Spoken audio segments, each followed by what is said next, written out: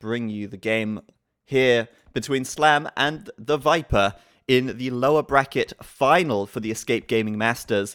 This game has everything riding on it for, well, both players, I guess, because if Viper wins, he will go through to the grand final to face up versus Doubt, and if Slam wins, it means he's got another shot at taking that grand final place from TheViper. It's all down to the wire. It is all on the line here.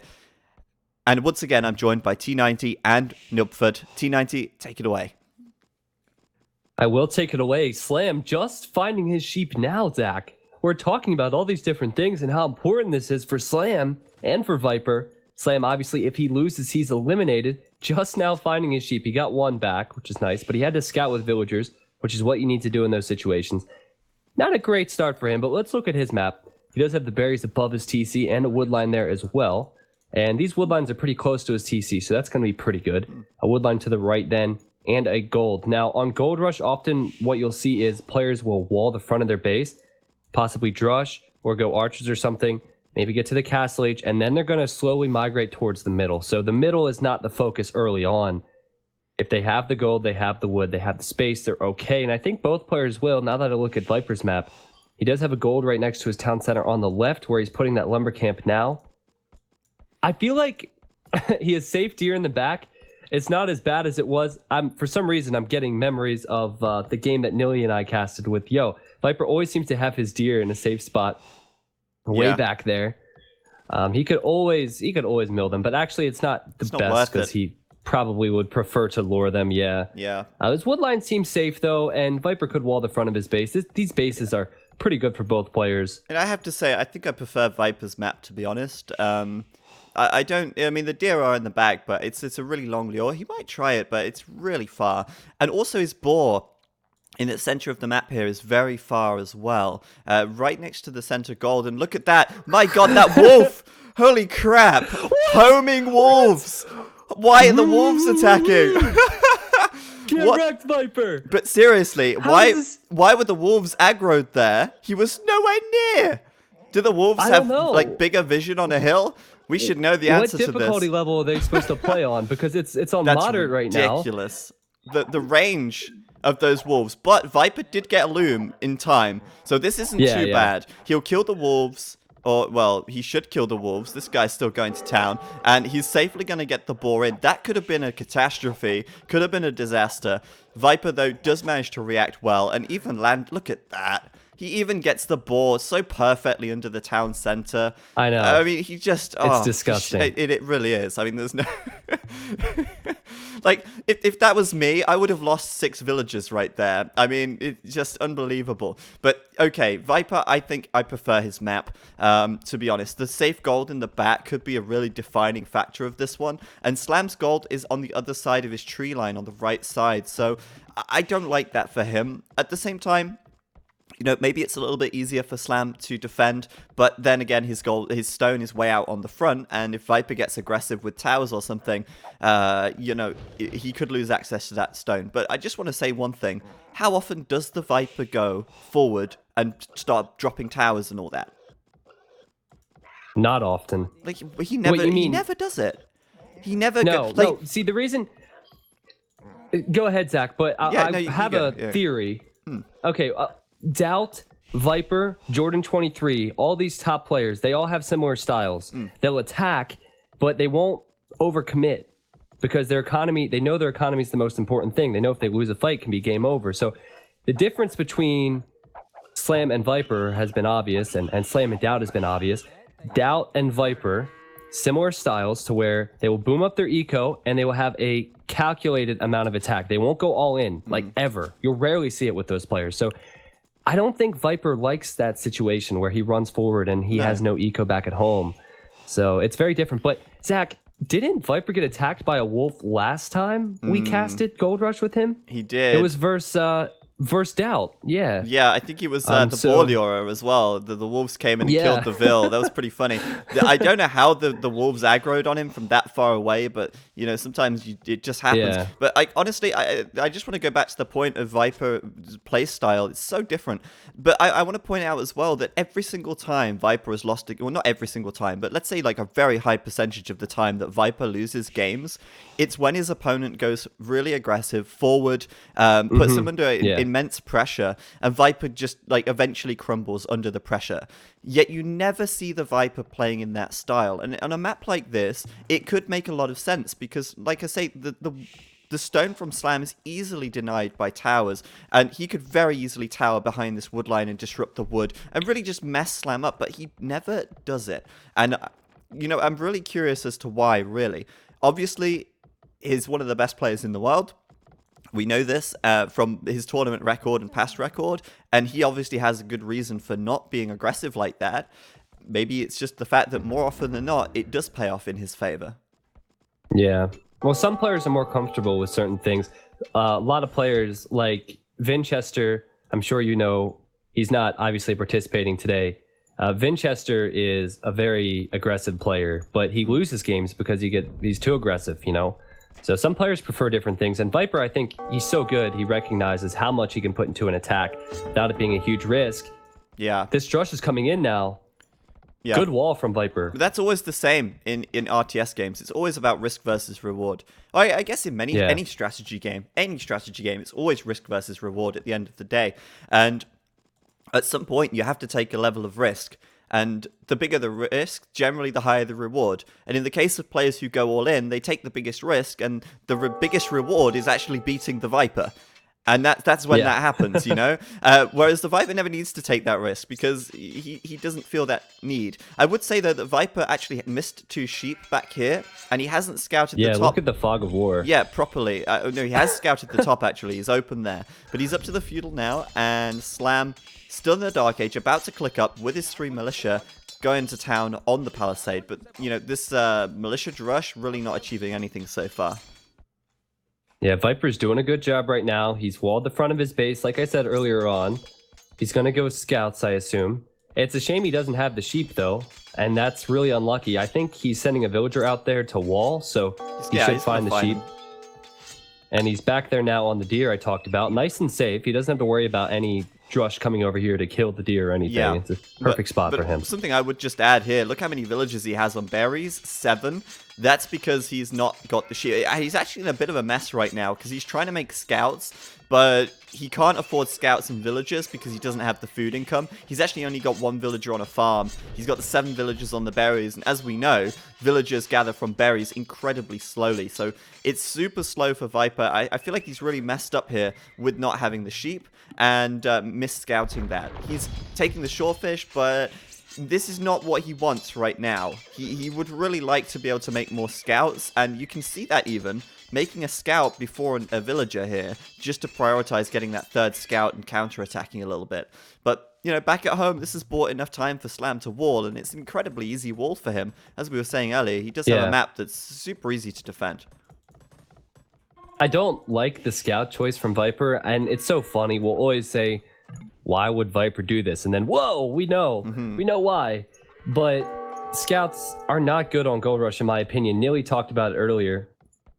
And the archers are better because they can fire over these walls and they can camp on the hills. But the scouts aren't going to do anything here. What is Slam doing with this Vilt? Putting a watchtower up. I was just watching that, and I thought it was pretty smart because he's well aware that Viper's going scouts. He walls the villager in before making the tower, and I think he wants to do that because, as we said earlier, Viper could come in with towers here and prevent Slam from getting the stone at all. So Slam's just going to preemptively build that. I mean, I'm not a fan of preemptively building towers.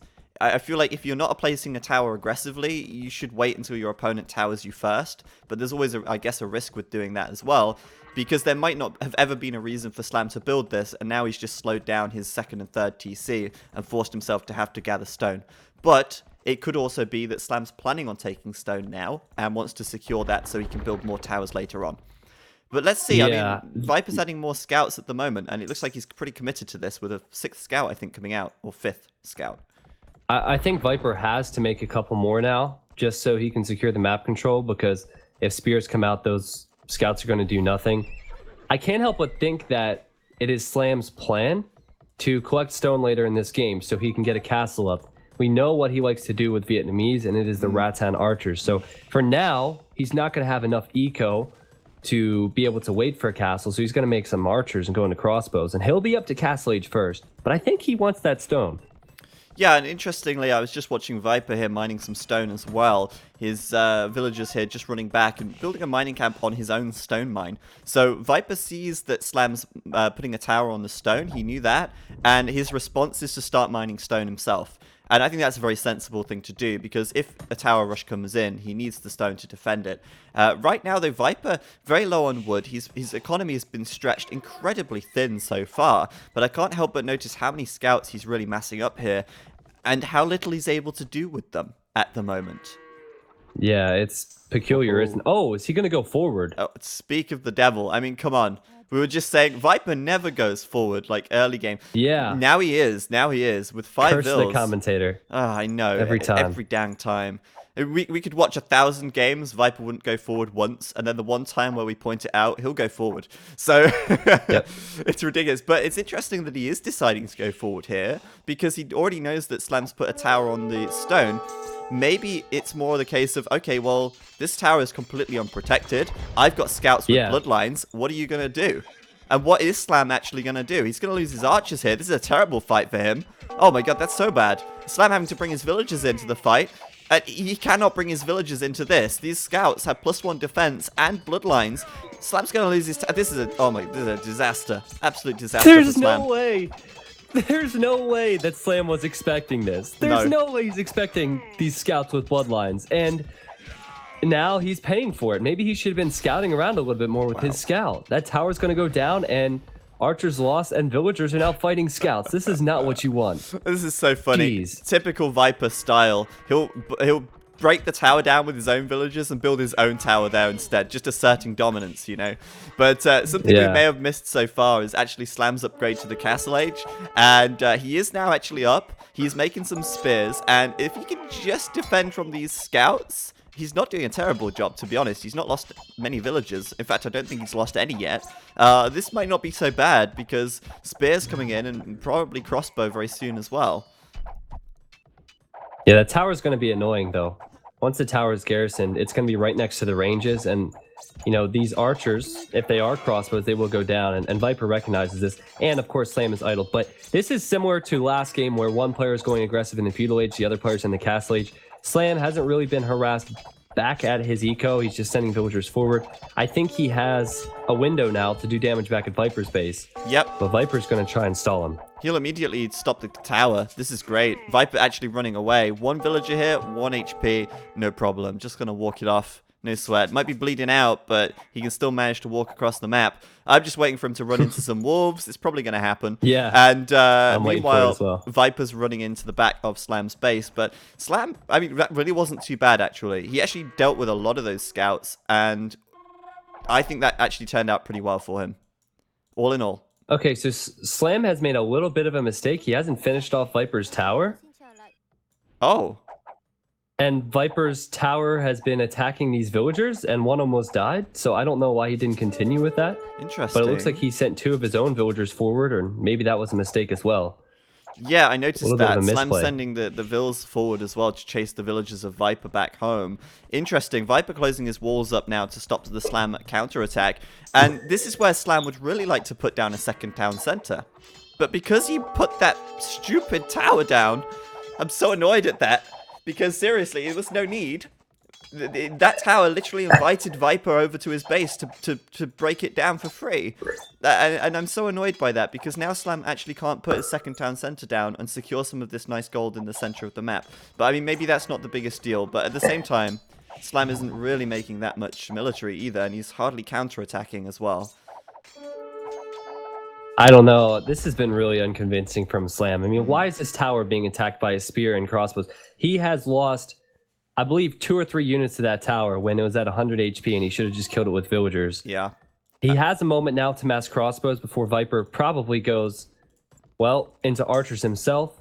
or skirmishers Yeah, rather. But yeah. Viper is 30% of the way up to the castle age, and it looks like we have an even game. Well, we have to be very careful here because Viper has got... Actually, he's still taking stone, yeah. So he's probably going to throw up a second TC. And we've seen this so far. The Indians are fantastic at booming and making military at the same time because their villages are that much cheaper. And Viper in all of his games so far has managed to get the boom advantage over Slam, who tends to be more aggressive and play on one town center for much longer. I'm really worried for Slam in this position because of that, because of his track record. And, you know, Viper here, not in a terrible position at all once he hits castle. And Slam just, yeah, I don't know what he's got. I would say he, at least one thing, he has got the advantage with the archers because they have 41 HP instead of 35. Yeah. But that's not game winning at this stage. He still needs more than that. Yeah, I like the towers for Viper on the front.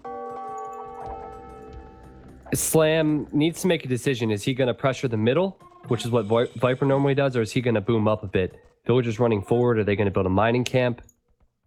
Yes, they are. So he's going to go back to that stone. Viper, I think, is in the lead right now. Because if he goes elite skirmisher, he can kill everything in the middle. And Viper tends to go towards the middle, mid-castle age. He doesn't wait till imp. I think that's a mistake. So Viper will probably push towards the middle, and we'll see what Slam does in response. Because obviously the Vietnamese archers, they're good, but they're going to be countered by these skirmishers. Yeah, two things. This is cute over on the left side. Just, you know, a little mill, just 2 farms, villager fishing the shellfish. Screenshot competition. I love it. It's beautiful. Somebody take a screenshot. Absolutely beautiful. A little house for them to all get into at the end of the day. It's so nice. Yep. And other than that, he's showing his hand as well. Actually not going to be throwing the second TC or third TC. He's probably saving for a castle, or maybe he'll delay the town centers, but a university, which tells us that he's looking for that ballistics upgrade, and he really wants to just pressure now. And that's exactly what he's going to do. +1 defense on the skirms, bodkin arrow done, ballistics coming in. This is quite a scary army for Slam to deal with, even with the additional HP on the crossbows. Yeah, I like the skirmisher choice. He doesn't have enough of them in the middle, though. If he doesn't have the hill, we could see Slam outmass him. It's possible to fight crossbows versus skirmishers if you have the hill, if you have the upgrades. Yeah. But And I mean, this is Viper we're talking about. Absolutely. I also think that Slam has not anticipated these skirmishes at all. Why else would he make monks? Like, he could not have expected skirms and then make monks, because it makes no sense. The skirmishers right now easily taking out the monks. Even if you get converted with skirmishers, it doesn't matter, because monks are just, you know, they're so expensive. The skirmishers just trash. And I'm really confused by the monk choice by Slam here. But I would say that was a good fight. And that extra HP on the crossbows actually legitimately making a serious difference, actually, in that fight. I actually can't get over that. That's amazing. Yeah, well, Viper also had some good micro there as well. He pulled the one skirmisher away. So Slam didn't recognize that, and he doesn't have ballistics, so he was attacking the skirmisher who was running away. So it actually was a really good trade, considering I thought that was good micro for Viper in the circumstances. The extra health paying off on these crossbows. I mean, let's be honest, the Vietnamese have fantastic crossbows and fantastic archer line. It's great to see these guys working out well, but I'm still a bit concerned, especially with the fact that he lost a couple of monks there and really didn't get much out of it. Back at home, Viper's now finally adding his second TC, but not before he's added in a monastery of his own. At least I guess the benefit of the monks is the nice line of sight that they have. I think it's 10 tiles in all directions, so he can see for miles out. I think it might even be more than 10 tiles, actually.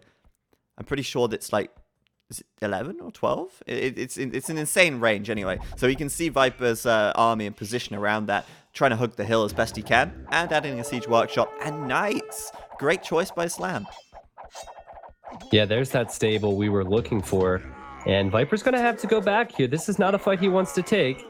The Knights are going to clean up the skirmishers. It looks like he's going to kill as many crossbows as possible. And that's a good move. But once the Mangonella Knights start coming out, it's going to be difficult. But Slam needs to be careful with these crossbows, Zach.